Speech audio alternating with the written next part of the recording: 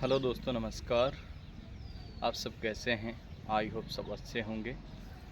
आज हम बात करते हैं VMOU, जो भाई बहन वर्धमान ओपन यूनिवर्सिटी से BA B.Ed कर रहे हैं।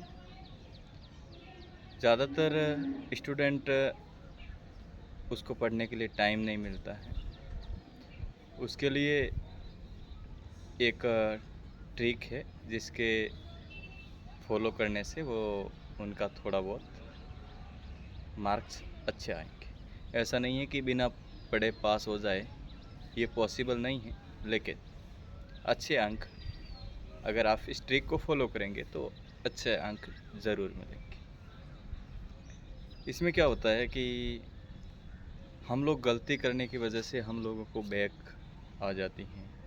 कभी कभार हम फेल हो जाते हैं, कभी एक सब्जेक्ट में बैक आती है, कभी 4 सब्जेक्ट में बैक आती है। बैक आने की वजह हम खुद हैं, क्योंकि हम लोग प्रॉपर पेपर में क्या क्वेश्चन पूछ रहे हैं और हम लोग क्या उत्तर दे रहे हैं, बस इसी की वजह से ही बैक आती है। अगर हम लोग प्रॉपर कुछ क्वेश्चन को देख के अगर उसका आंसर दें तो हमारे बैक नहीं आएगी।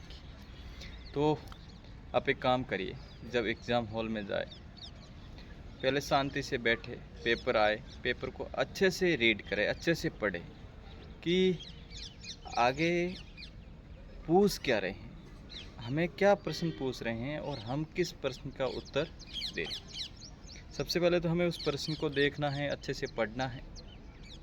फिर जैसे कभी कभार उदाहरण के तौर पे जैसे महाराणा प्रताप के बारे में पूछ लिया, तो ये नहीं कि हमें सटीक पूरा महाराणा प्रताप के बारे में याद है, लेकिन जितना हमें महाराणा प्रताप के बारे में हम जानते हैं, वो अगर उस प्रश्न के आंसर के अंदर अच्छी राइटिंग से कॉमा बना के और काफ़ी बड़ा उत्तर अगर हम वो लिख दें तो कॉपी जांचने वाला एग्जामिनेशन अपनों उसे भी नंबर देंगे और अच्छे नंबर देंगे। अच्छी हैंड राइटिंग से अगर अपन ने उसके रिलेटेड उत्तर लिख दिया तो 100% हमें मार्क्स मिलेंगे उसके। ऐसे ही जैसे कोई भी क्वेश्चन हो उसके रिलेटिव आप उत्तर दीजिए। पहला पॉइंट तो ये। दूसरा पॉइंट ये नहीं है कि हम क्रमवाही लिखें, पहला प्रश्न है और हम पहले प्रश्न का उत्तर आए तो हम पहला ही लेके, ऐसा नहीं। जैसे अलग अलग प्रश्न आए तो कोई भी जिसका हमें सटीक उत्तर आए वो पहले लिखो, तो उससे ये इफ़ेक्ट पड़ेगा कि एग्जामिनेशन देखेगा, तो कॉपी जांचने वाला कोई भी टीचर देखेगा तो उसको लगेगा कि वास्तव में स्टूडेंट में नॉलेज है। जब उसको देखेगा तो वो पहला उत्तर सही पाएगा, तो वो आगे इतनी गहराई से आपकी कॉपी चेक नहीं करेगी जितनी करनी चाहिए। अगर हमारा पहला भी उत्तर गलत हो जाएगा तो वो आगे और टाइट कॉपी चेक करेगी और आखिर में आपको क्या करेंगे, बैक देंगे।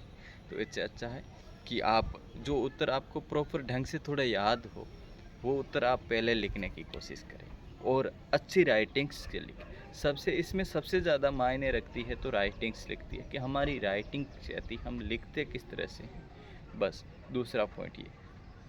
तीसरा पॉइंट ये है कि हम लोग क्या करते हैं कि कभी प्रश्न को हिंदी में लिखते हैं और कभी इंग्लिश में लिखते हैं। कभी हम प्रश्न को हिंदी में लिखते हैं और आंसर को ANS लिख देते हैं, तो गलत।